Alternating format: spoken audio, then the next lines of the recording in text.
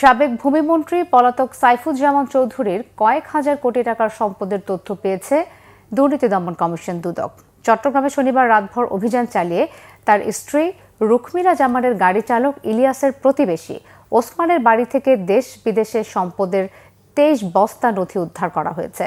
এদিকে দুদকের মামলায় রবিবার সাইফুজ্জামান চৌধুরী দম্পতির বিরুদ্ধে ইন্টারপোলের মাধ্যমে রেড নোটিশ জারির আবেদন মঞ্জুর করেছে আদালত। চট্টগ্রাম থেকে নাসির উদ্দিনের তথ্য, ছবিতে ডেস্ক রিপোর্ট। গণঅভ্যুত্থানের পর থেকে পলাতক সাবেক ভূমিমন্ত্রী সাইফুজ্জামান চৌধুরীর অর্থ পাচারে সহযোগিতা করতেন আব্দুল আজিজ। তার দেশের সম্পদ দেখভালের দায়িত্বে ছিলেন আরামিড গ্রুপের এজিএম উৎপল পাল। 17 সেপ্টেম্বর রাতে তাদের দুইজনকে গ্রেফতার করেছে দুদক। আজিজ ও উৎপলের কাছ থেকে পাওয়া সেই নথিতে মিলেছে সিঙ্গাপুর, সংযুক্ত আরব আমিরাত, যুক্তরাষ্ট্র ও যুক্তরাজ্যের সম্পদের তথ্য। আদালতের আদেশে তাদের রিমান্ডে জিজ্ঞাসাবাদের ফলে 23 বস্তা নথির সন্ধান পাওয়া যায়। দুদক কর্মকর্তা জানান, পরপর 3 দিনের অভিযানের পর এসব নথি উদ্ধার সম্ভব হয়েছে।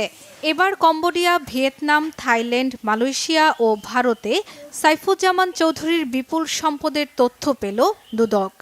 সাইফুজ্জামান চৌধুরীর স্ত্রী রুকমিলা জামান, তার ড্রাইভার কর্ণফুলী থানার অধীন রয়েছেন। ওনার বাড়িতে আমরা এই লুকায় রাখা ডকুমেন্টগুলো উদ্ধারের জন্য গত বৃহস্পতিবার রাতেও অভিযান চালাইছি। তো আমরা যাওয়ার আধা ঘন্টা আগে ওগুলো সব সরাই ফেলছি। তো পরবর্তীতে আমরা গতকালকেও অভিযান চালায় অনেকগুলো তথ্য সংগ্রহ করছি। আবার আজকে রাত আমরা 3টার পরে অভিযান চালায় আমরা দেখি যে একটা ঘর তালা বন্ধ গত 3 দিন ধরে, সেই ঘরটা খোলা হচ্ছে না। পরে আমরা তালাটা স্থানীয় লোকদের সহায়তা ভেঙে ভিতরে গিয়ে 23 বস্তা আলামত পাই। এদিকে ইউনাইটেড কমার্শিয়াল ব্যাংক থেকে 25 কোটি টাকা আত্মসাৎ ও পাচারের অভিযোগে গত 24 জুলাই 31 জনের বিরুদ্ধে মামলা করে দুদক। সেই মামলায় সাইফুজ্জামান ও তার স্ত্রীর বিরুদ্ধে ইন্টারপোলের রেড নোটিশ জারি করতে আদালতে আবেদন করা হয় 18 সেপ্টেম্বর। রবিবার শুনানি শেষে আদালতে আবেদন মঞ্জুর হয়। বাংলাদেশ সরকার তার পাচারকৃত অর্থ ফেরত আনার জন্য উদ্যোগ গ্রহণ করেন। সাথে সাথে তিনি ওই প্রপার্টিগুলো ট্রান্সফারের জন্য বিভিন্নভাবে স্টেপ নিচ্ছিলেন।